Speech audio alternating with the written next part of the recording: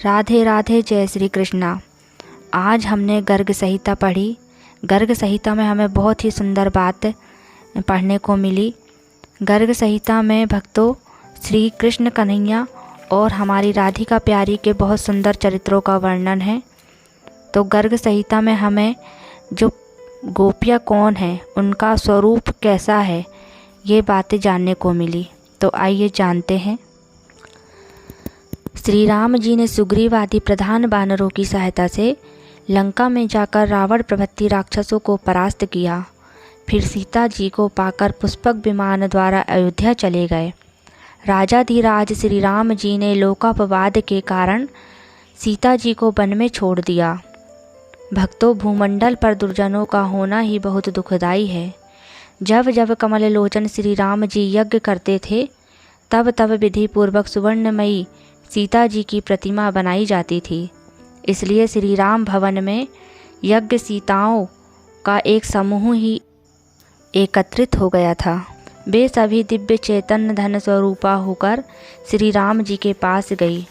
उस समय श्री राम जी ने उनसे कहा, प्रियाओं, मैं तुम्हें स्वीकार नहीं कर सकता। वे सभी प्रेम परायणा सीता मूर्तियाँ दशरथ नंदन श्री राम जी से कहने लगी, ऐसा क्यों? हम तो आपकी सेवा करने वाली हैं। हमारा नाम भी मिथिलेश कुमारी सीता है और हम उत्तम व्रत का आचरण करने वाली सतियाँ भी हैं। फिर हमें आप ग्रहण क्यों नहीं करते?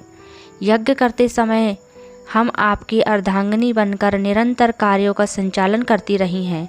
आप धर्मात्मा और वेद के मार्ग का आलंबन करने वाले हैं। यह अधर्मपूर्ण बात आपके श्रीमुख से कैसे निकल रही है? यदि आप स्त्री का हाथ पकड़कर उसे त्यागते हैं तो आपको पाप का भागी होना पड़ेगा। श्री राम बोले, सतियों, तुमने मुझसे जो बात कही है वह बहुत ही उचित और सत्य है, परंतु मैंने एक पत्नी व्रत धारण कर रखा है।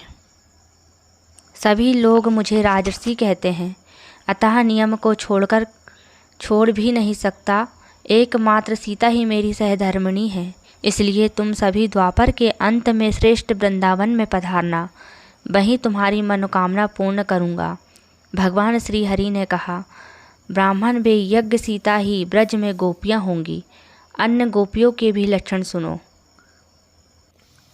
तो आज हमें कितनी सुंदर बातें जानने को मिली कि जो श्री राम जी के महल में सुवर्णमयी सीता जी की मूर्तियाँ थी, वह भी वृंदावन में गोपियों का रूप धारण कर आईं। तो आज के लिए तो बस इतना ही। जय श्री कृष्णा, राधे राधे, हर हर महादेव।